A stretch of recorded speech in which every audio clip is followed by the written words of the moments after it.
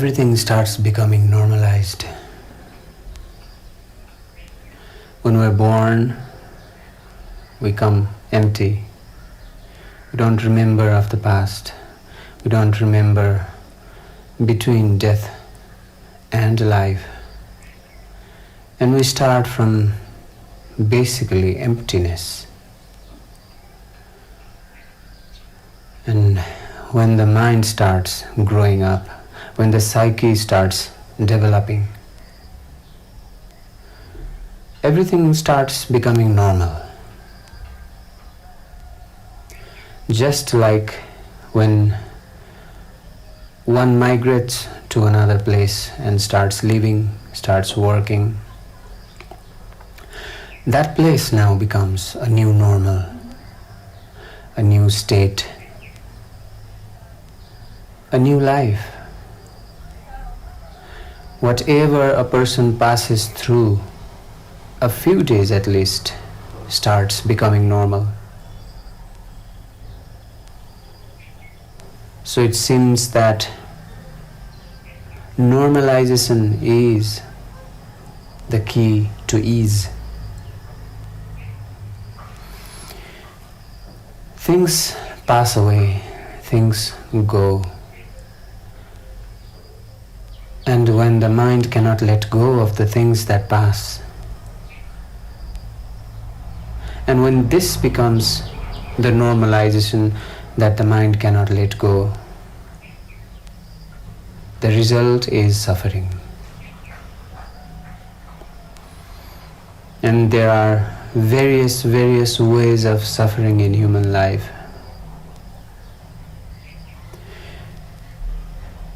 The normalization of letting go, when it happens, one becomes as connected as the nature, as the universe itself. Because getting by and letting go, it is what humans are very good at. It is what humans have always done. It is only the mind that thinks that it cannot let go. But the situations are gone, but the days are gone, but the incident is gone, and there are some incidents which go very long way in the past, and yet the clinging, the suffering still exists. And this becomes a new normalization, a new normalized state when the blame is still on, when the game is still on. When and where the identity of one and one's suffering is in the past, in some incident. Now the incident is not here, but its essence remains in one's mind as suffering, as pain, as misery. And it is normal for one to think that the misery, the suffering comes from certain someone else, something else. And this is where one has the sand around his head or her head. One's head is buried in the sand at this state, because the nature of the nature, the nature of the existence is ultimately to let go, and therefore everything changes each moment. Everything keeps changing. If we look at the life and the life of other living beings in the planet, it seems that there is a certain change happening each moment in each species of this planet. And it appears to our understanding, to our knowledge, that it is for the good, that the planet keeps on mutating its inhabitants. and it appears that we feel it is for good, because it is due to these mutations and due to these changes that occurred in the history of humankind that we are here and now, being able to share, being able to try and understand each other. Because there have been in the history days and years and many, many years of misunderstanding, not wanting to understand, and again the fear that arises of what one does not understand. And this fear is what blocks one to understand the situation which is actually the point of origination of one's suffering. It becomes difficult to understand, it becomes difficult to see, witness, and ultimately embrace it, accept it, and letting go. When one is against the pattern of what the universe is going through, naturally one starts thinking, I am different, I can do this, I can do that.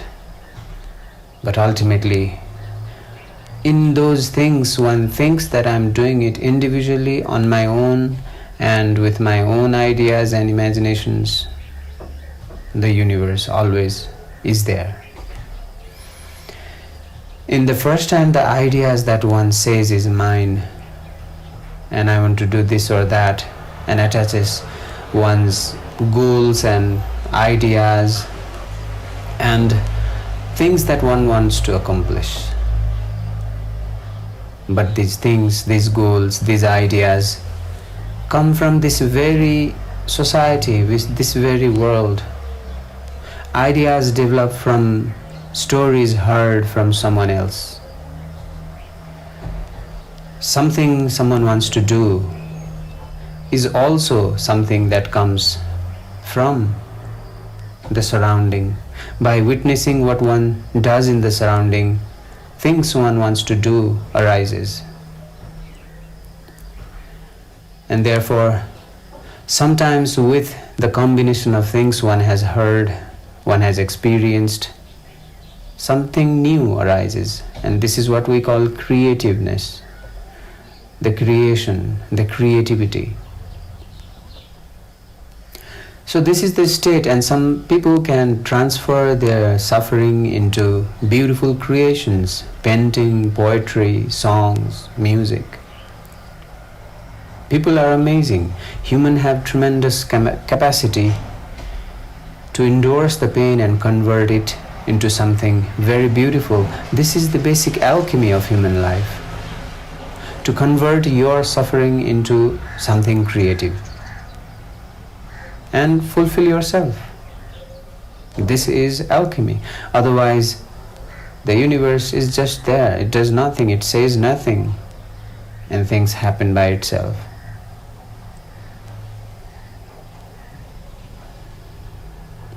The existence has no yes or no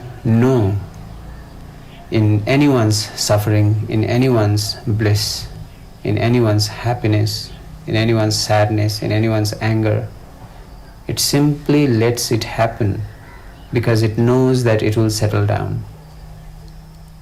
And every anger has settled down. One cannot pull the state of fight, the state of violence forever.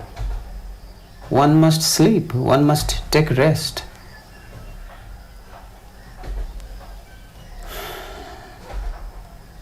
So, ultimately, sometimes letting go of one's own life and all the stories that comes with this life, just for a while maybe, is very important. It is indeed very important to let go of everything one comes up with in the life, because ultimately the life will suck it out of your life. The course of life will suck everything out of one's existence and leave one as empty as when one was born.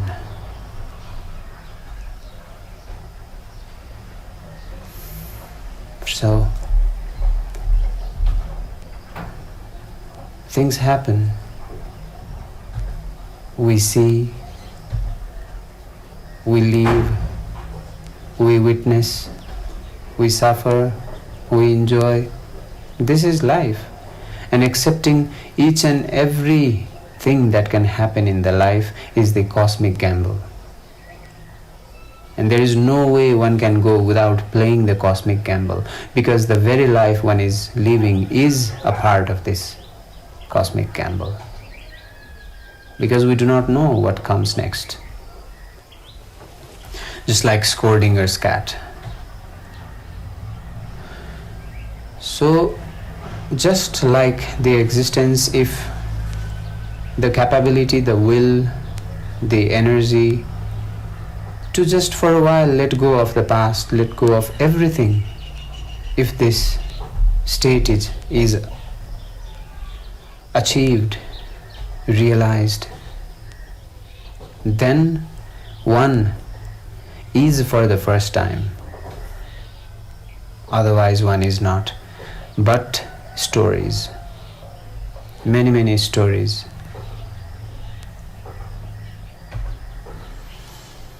Just like when Buddha said, when one has to die in 70 years, it is good as dead now.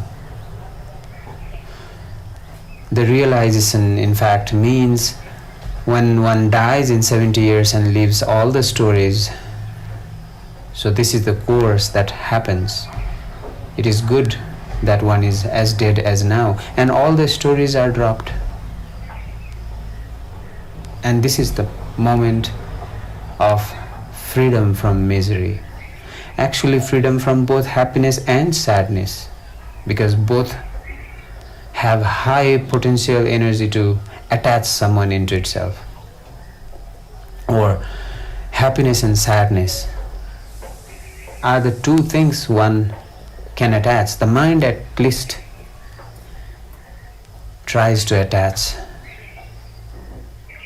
into one of these, and when it is attached with the happiness, it cannot witness or does not understand and does not see of the sadness. And when one is attached to the sadness, he or she is way far than the happiness. The state of letting go brings beyond happiness and sadness, and this is the state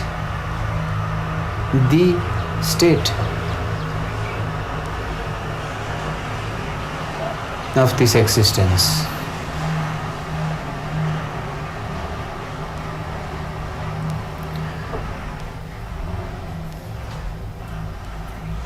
So there are states one lives through, there are states one passes through, there are states one goes through, many different stories in one life. And everything starts becoming normalized. Just like after the earthquake, everything started becoming normalized. Even the lives of those who suffered, who lost their livelihood, who lost their cattle, who lost their homes, their farms, who basically had to start living in the streets, and now that slowly becomes his or her new normal. Of course, there is the remembrance of the past, maybe a huge dissatisfaction with the state because it failed to provide, a huge dissatisfaction with the life. But now this is the new normal. Anything can be normal in one's life. And when the art of letting go arrives, bliss is found everywhere, just as normalization is found everywhere. And ultimately, bliss is what one always is. Therefore, one likes to stay, one tends to stay as it is, wants to continue the normalized state, wants to keep going on, and which is why one cannot let go of the suffering, because it is the new normalized state.